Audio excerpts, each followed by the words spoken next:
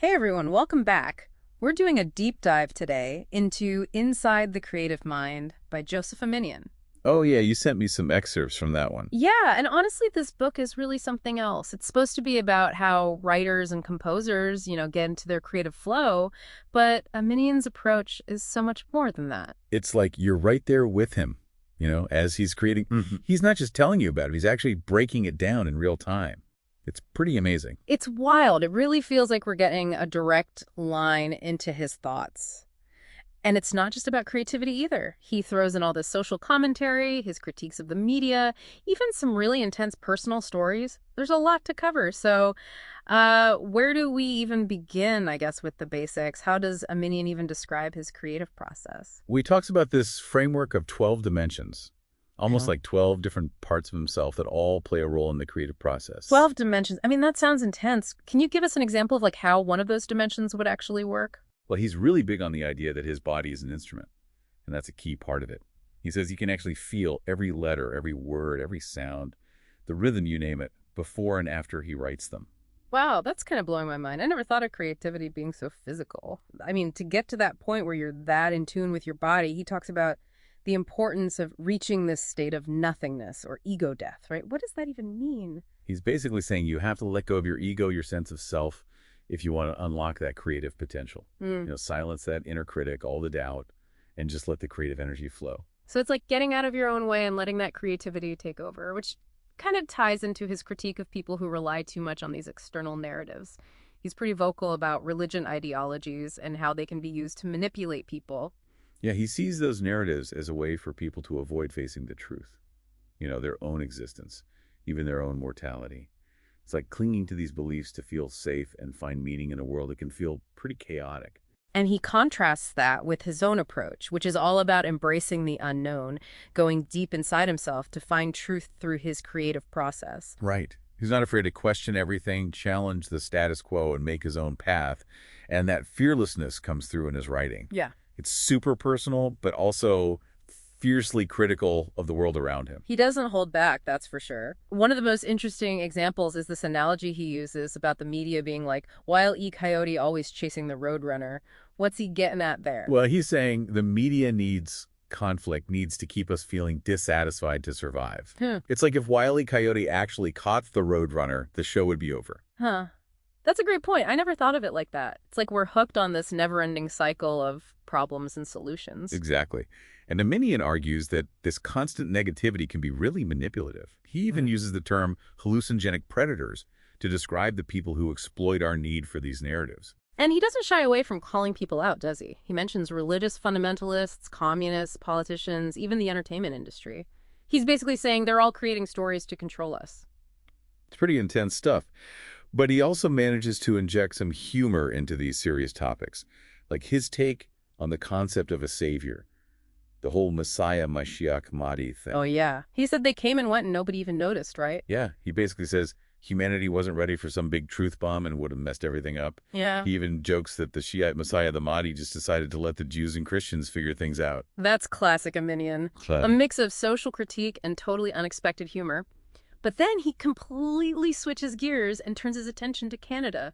He calls it a counter-espionage liability. And he doesn't stop there. Yeah. He actually suggests that Canada should be excluded from intelligence sharing and compares our media to the Royal Canadian Air Force, which I have to admit is pretty funny. I mean, yeah, it's kind of funny. But he's not just trying to be controversial. He actually proposes a model for Canada to follow. He says we should be like the Switzerland of North America, totally neutral and independent.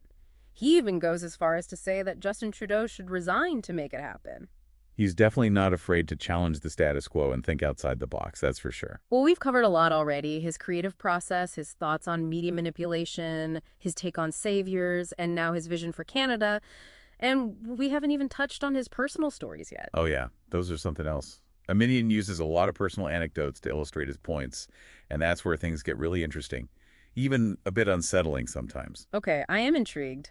Let's hear those stories and see what Aminian has to say. So you were saying how Aminian uses all these personal stories.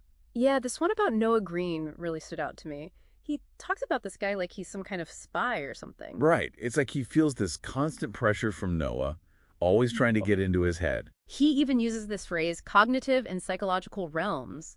It's wild how seriously he takes these little interactions. Totally. Like that whole thing about washing his hands at the dinner party. Yeah, he's doing it wrong on purpose, just to see how Noah reacts. And when Noah tries to correct him, a minion just keeps doing it, like he's testing him, pushing his buttons to see what happens. It seems like he's hyper aware of all these power dynamics and social situations. It's the same thing with that life insurance salesman he meets through Noah. He's so careful about what information he reveals, always watching for a reaction. He even mentions refusing to look at the salesman's client list when he realizes there's some political stuff on there. It's like he's drawing a line, protecting himself. And then it gets really crazy. He actually uses Noah's interest in his music school as like a counter-espionage tactic. Wait, what? How does a music school become counter-espionage? Well, a minion lets Noah write an article about the school, knowing it would attract attention from certain groups. So he's using the article as bait. Exactly. And he calls it like this forbidden fruit, filled with ancient darkness and dark energies. It's like he's deliberately attracting the people who might try to exploit him. Okay, that's intense. So he's not just being paranoid, he's actually playing this game of deception, using his music school as a pawn. But that kind of brings us back to his ideas about open source intelligence. OSINT, right? He says 98% of valuable intel comes from open sources, meaning anyone can learn how to do it. Right. But he's also saying that real insight doesn't just come from gathering information. It's about connecting the dots, looking at things through the lens of your own experiences. Like he says, don't just read the headlines. Pay attention to what's happening around you. Trust your gut. Yeah. He even compares it to analyzing an X-ray or an MRI. You have to look for the things that don't quite fit the pattern. And when you find them, you have to be willing to dig deeper, question your assumptions. Don't just accept the story you're being told. Be skeptical. Think for yourself. It's a powerful message, especially these days when we're drowning in information. It can be overwhelming, for sure. Yeah. So how do we deal with all that without getting lost? Well, Minion points to the ancient Khazarian Oghuz Turkic people. He calls them naturalists, and he's really fascinated by their parenting style. Yeah, he talks about how they raise their kids to be self-sufficient and resilient. It's the opposite of what he sees as the manipulative tactics that are used today. He specifically mentions how they taught their kids that they are enough, just as they are. They don't need validation from outside sources or material things to define their worth. I mean, that's so different from what we hear today. You know, you need this. You need that. You're not good enough unless you have this thing. It's like this constant pressure to consume, to keep up with everyone else. And Armenian argues that this makes us really vulnerable to being manipulated. He actually quotes this advice that the naturalists gave to their children. It's intense. You are never to allow anyone to take advantage of you or exploit you for their gain. Never introduce anyone to anyone, reveal a name to any name, or disclose any information unless you are 100% certain beyond any reasonable doubt that by such introductions, you will gain financial benefits. Whoa, that's pretty hardcore. Yeah, like super transactional. It might seem that way at first, but Armenian sees it as this deep understanding of human nature and the potential for exploitation. He even connects it back to his own creative process and how the money he makes from his work really resonates with him. How so? He sees it as a direct exchange of energy for the product of his internal struggles. It's like this tangible representation of the effort and emotion he pours into his art. So he's drawing a parallel between this ancient wisdom and his own experience as an artist. Yeah, and that awareness of the energy exchange in everything we do even extends to his views on food and consumption. Oh yeah, he definitely had some strong opinions about what people should and shouldn't be eating.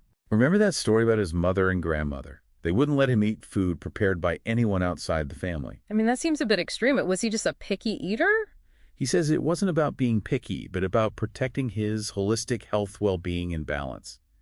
He even compares it to those old dietary laws that were designed to prevent contamination. So he's making a connection between physical and spiritual nourishment. It's all about keeping yourself pure and uncorrupted by outside influences. It's a really interesting perspective for sure. Agree or disagree, Armenian definitely makes you question everything, from how we create to how we interact with each other, even what we put in our bodies. So after this deep dive into Joseph Armenian's inside the creative mind, what's the takeaway message? What should people be thinking about? I think it's all about critical thinking and self-awareness. Yeah. You know, be skeptical of the stories you're being told. Pay attention to the details. Trust your gut. And look for those connections, right? Find the meaning in the everyday stuff. He's saying there are hidden messages everywhere. We just have to learn how to see them. And maybe the most important thing is to be aware of that energy exchange that's happening all the time. In our work, our relationships, even the food we eat, we're constantly giving and receiving energy with the world around us. Wow. It's a lot to process. But in a way, a minion's work is really empowering. He's reminding us that we have the power to choose how we engage with the world, to write our own stories, and to set those boundaries. He's saying, wake up, pay attention, be an active player in the game of life. That's a great way to put it. Thanks for taking us on this deep dive. It's been a wild ride. Absolutely. And you know what? After all that talk about ancient wisdom and hidden messages, I'm suddenly craving cherries. Anyone else? That's the minion effect right there. He makes you see the world, even cherries, in a whole new light.